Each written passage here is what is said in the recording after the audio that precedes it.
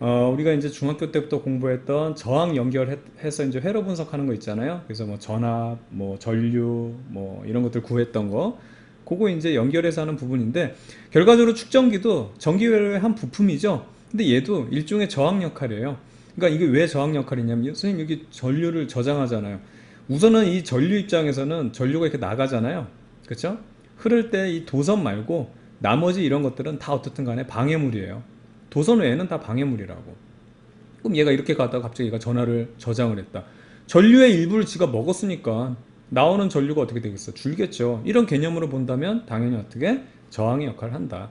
근데 이제 약간 특징이 다르죠. 일반 저항하고. 그래서 그 녀석들을 분석하면 되는 거예요. 자, 우선은 그래서 이 저항에 대한 내용들을 한번 조금 다시 좀 리마인드를 한번 해볼게요. 기본적으로 직렬 연결로 저항이 두 개가 연결돼 있다. R1과 R2가 연결돼 있다. 그러면 이 녀석 같은 경우는 전체 합성 저항은 얘가 직렬 연결이기 때문에 전류 입장에서 생각하면 되거든요. 무조건 얘도 지나야 되지만 얘도 지나야 된다는 거죠. 그러니까 전류의 양이 똑같아요. 그러니까 이거를 이제 전류 입장에서 봤을 때, 자, 굳이 공식 우리가 이런 식으로 쓰지 않아도 결과적으로 전류 입장에서는 R1도 겪어야 되지만 잠깐 빠져나와도 R2도 겪어야 되니까 R1과 R2를 다 겪는 거랑 똑같다. 이게 뉴메리컬하게 이렇게 되는 거거든요. 그래서 전체 합성 저항은 R1 플러스 R2 이렇게 되는 겁니다. 물론 이제 이걸 오메 법칙으로 적용하면 여기 흐르는 전류를 I1, 여기 흐르는 전류 I2라고 했을 때 전체 흐르는 전류와 길이 하나이기 때문에 같다. 근데 이 녀석을 우리가 이제 오메 법칙 하면 이제 요 같은 전류를 흘려주기 위해서는 전압이 저항에 비례해서 걸어줘야 되죠. 선생님이 요거에 대한 자세한 특강 같은 거 따로 링크를 한번 걸어 놓을 테니까 그것도 한번 확인해 보세요. 만약에 이쪽이 R2가 저항이 커, 여긴 저항이 작어. 근데 똑같은 전류를 흘려주기 위해서는 얘는 더 세게 밀어줘야 되겠죠. 그래서 전압은 어떻게? 저항에 비례해서 걸립니다. 그게 뭐냐면 V는 IR 요 내용이잖아요. 그래서 여기서 보게 되면 I가 일정하다고 했을 때 R이 커지면 전압도 커져야 된다. 그 얘기거든요. 됐죠? 그래서 이걸 오메 법칙으로 적용하면 전체 V는 V1 플러스 V2 얘네들의 걸린 전압들, 여기 걸린 전압들을 이제 얘기하는 거예요. 이걸 V1, 여기 있는 녀석을 V2라고 한다면, 그런데 이제 여기서 요령을 쓰게 되면 I 그 다음에 합성저항 전체 R, I1, R1 플러스 I2, R2 이렇게 되는데, I들이 다 똑같기 때문에 전체 합성 나오면 이거 지금 더한 거다. 요 내용이거든요. 근데 굳이 이렇게 하지 말자고 이제는. 이 유도 과정 자체가 중요한 게 아니기 때문에 우린 요 개념만 알고 있으면 되니까. 대신에 그러면 이것도 선생님 개념으로만 설명해 볼게요. 병렬 연결 같은 경우는 자, R1이 있고요.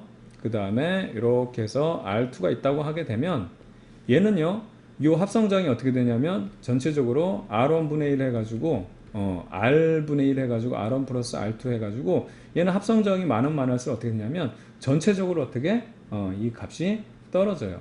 얘는 전체적으로 늘어나고요. 그 이유를 알겠죠? 이것도 전류 입장으로 생각하면 돼요. 처음에 얘네들은 얘도 겪어야 되고 얘도 겪어야 되죠. 하나가 더 추가됐어요. 그럼 R3도 또 겪어야 돼. 그래서 저항이 많을수록 커져요.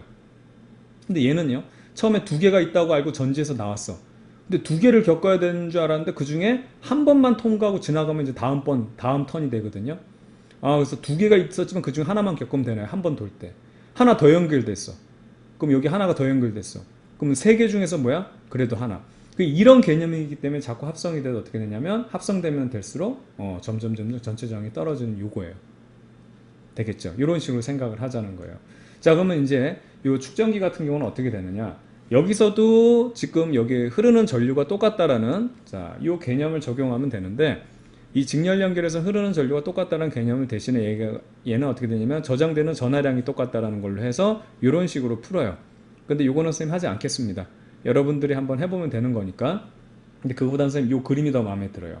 축전기를 이런 식으로 직렬로 연결하다 보게 되면, 자, 문제가 뭐냐면은요, 여기 플러스고 마이너스 전원을 연결해주면 이 전이차만큼 얘네들이 저장이 되죠. 쉽게 말하면 충전이 되죠. 그럼 여기 오빠 생겼으니까 여기는 파란색으로 할게요. 전자들이 오빠 향해서 나간다고. 전자들이 오빠 향해서 나니까 여기는 플러스로 대전되고, 반대로 여기 마이너스 토해놓으니까 여기가 마이너스로 되죠. 그래서 여기 플러스 마이너스.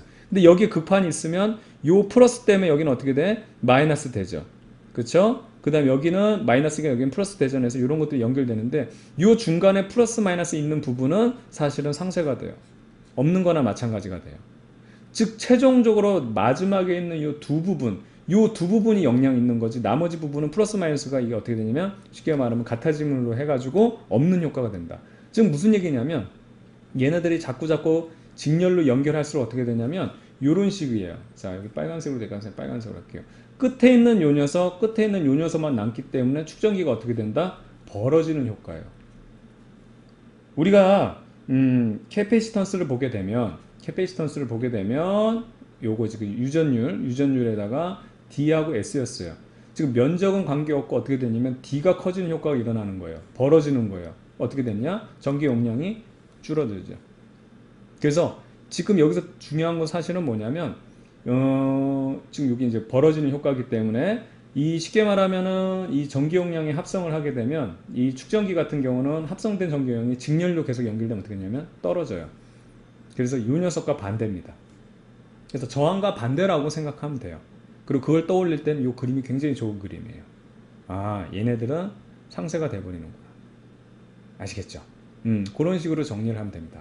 그래서 축전기의 직렬 연결은 결과적으로 이게 D가 벌어진 효과 해가지고 전기 용량, 캐패시턴스가 줄어든다 이렇게 생각하면 되겠어요.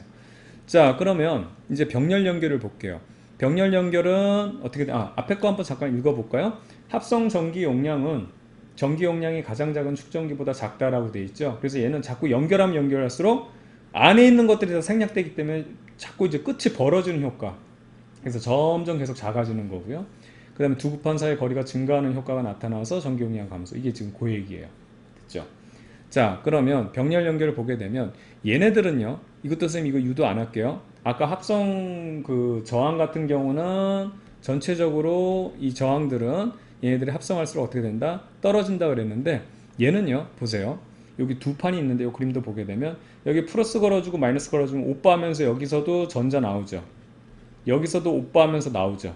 그리고 여기 토해낸 애들 여기에 박히죠. 이쪽으로 와서 박히고 이쪽으로 와서 박히기 때문에 전체적으로 여기 플러스 여기 마이너스 여기 플러스 여기 마이너스. 그래서 결과적으로 플러스 있는 애들이 나란하게 위치되는 효과가 일어나는 거예요. 여기 플러스 같은 그 다음에 마이너스. 그래서 여기서 중요한 게 뭐냐면 이 캐패시턴스가 이렇게 캐패시턴스가 있으면 이 녀석이 자 전기 용량이 있으면 D하고 S가 있죠. 여기서는 S가 커지는 효과가 일어나는 거예요. 넓은 판이 되는 거예요. 똑같은 전하기 때문에. 아시겠죠? 그래서 넓은 판이 되기 때문에 이 전기 용량이 커지는 효과. 그래서 우리가 저항 같은 경우는 병렬로 연결됐을 때 합성 저항은 줄어든다고 한다면 축전기에는 병렬 연결했을 때 어떻게 된다? 전체적으로 커지는 효과가 일어난다. 그래서 여기서 보면 합성 전기 용량은 전기 용량이 가장 큰 축전기보다 크다. 점점 계속 합성이 되기 때문에 그래요. 같은 급판이. 그래서 같은 전화할 땐 급판들이 넓어지는 효과. 두 급판의 면적이 증가하는 효과가 나타나서 합성 전기 용량이 증가된다. 그래서 이 부분을 여러분들이 잘 기억해 두면 좋겠습니다. 그래서 여기를 다시 한번 체크를 하게 되면 이게 이제 직병렬을 우리가 조금 구분하기 어려운 회로들이 가끔 나올 수가 있어요. 뭐냐면 이런 거죠. 똑같은 회로인데 가끔 이제 이런 거를 조금 출제하는 분들이 좀 있죠. 좀 약간 이런 거를 괜히 어렵게 만드는 건데 이제 요거 풀어헤 치면 그냥 이 회로거든요. 이 회로. 이렇게 보면은 두 개 직렬에다가 가운데 이 둘 사이에 병렬장 하나 연결돼. 요건데 요거를 이런 식으로 만들어 놓으면 어렵게 생각한단 말이에요.